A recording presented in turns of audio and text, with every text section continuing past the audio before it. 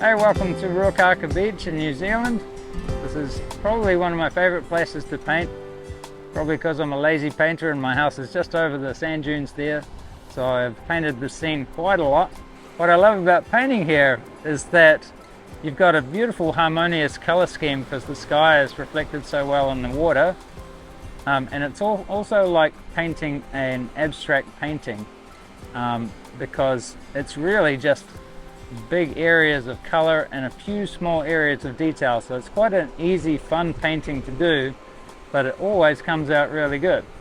So in this lesson we're going to look at how to paint wet reflective water. We're going to look at building clouds, and we're going to look at how to use really expressive gestural brushwork in a painting. I'm also going to show you one trick at the end of the painting that can save a painting if it starts going wrong, or if you feel like you need to tweak it. I'm going to show you how to do that easily with acrylics or oils. So I hope you'll join me in painting Ruakaka Beach. Let's take it to the studio.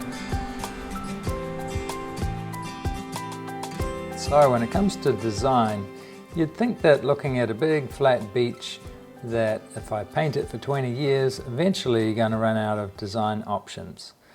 Well, you kind of don't, because the weather and the light changes all the time, and you can try different perspectives. You can try all sorts of different ideas, from changing color to texture to the style that you're using. So it's really giving you an amazing opportunity to flex your creative muscles and try out new stuff. So these are just a few of the paintings that I've done of this beach through the ages, through the years.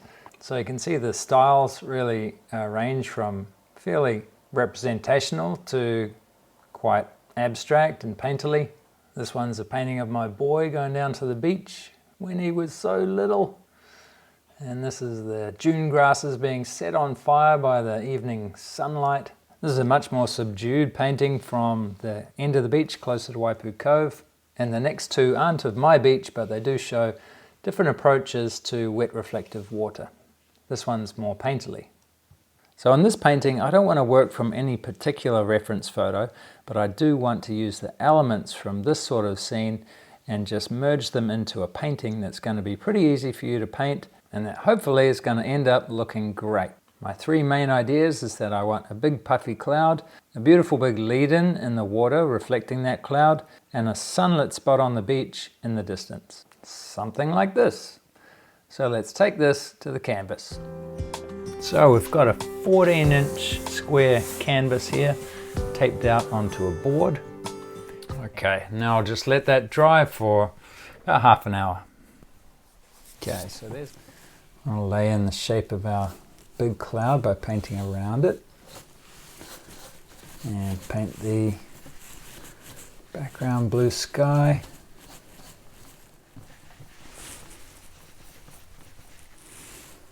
Move up here into this cloud. I think this is going to be in front of this cloud here. So an interesting little dynamic shape. I'll give that a little spray again. Very important to keep that wet. Yeah. So I'm building up to this light spot in the cloud there. Yeah. Now when you first start painting, you might just be you might just want to go straight for that light and paint all of that white, but you end up with very sort of flat looking clouds if you do that, very sort of cut out and childish. So this is the way to build up the form to make them look three-dimensional. Alright, now let's get a little lighter again. This time we might add a little yellow ochre to warm it up, as if it's getting direct sunlight on it. Be very careful when you're painting a light up to a dark like that, especially with oils where that's guaranteed to be still wet, because you don't want the lights and the darks to be mixing together.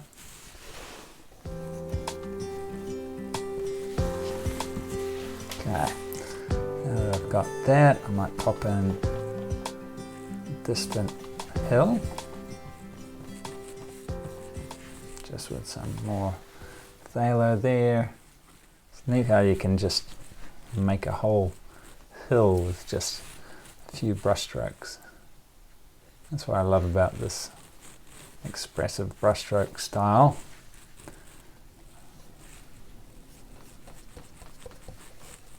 Just the efficiency of it and the expressiveness of it. It's great. So just go for 3 slightly different colors there. And it's a very, very sharp, knife-like shape, this. Alright. Just because you know it's a beach and it's curving away down there doesn't mean you need to paint that as a big curve. That's a real common misconception with beginner painters. So just avoid that. And what's next? Now let's get into the beach here. And what we'll do is start from the bottom and work our way up in this case. So I'm going to start with the yellow ochre, like a wet sand. Add a little magenta to that, leaving a little bit of that canvas showing through. It's nice because it's going to help to tie the whole painting together. See, there's little bits of yellow showing through. So this is the first stage of creating these beautiful reflections in the water. And it's very much like the clouds. It's a bit of a gradual process, working from the darks first and then into the lights. It's basically painting the clouds upside down, yeah, and in slightly different colors. And breathe out as you do this. Very gradual curve up the beach. Good. And that one should have a light reflection on the, yeah, just like that. Might just tidy him up a little bit.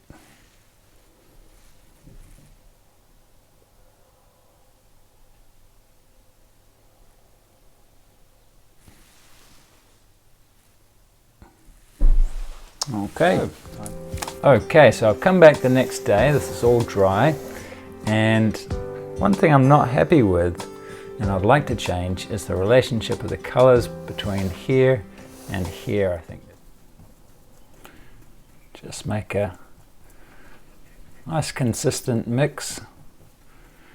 Don't want it too dark to start with. Much better to do lots of thin layers of these glazes rather than one heavy layer.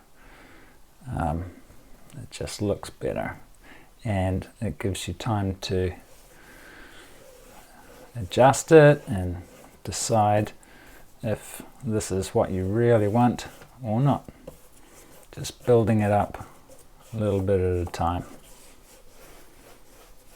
All done. So now, before the glazing, after the glazing. Before, after. Okay, hope you enjoyed that. Got something out of it. And I hope you enjoyed doing your own painting. So I hope you'll join me in painting Ruakaka Beach. Remember, I want to see you painting, and we all want to see you painting when you finished it, so don't forget to take a photo and upload it to the website. So I hope you really enjoy this one and dive into it, have some fun. And happy painting, and I will see you in the next one.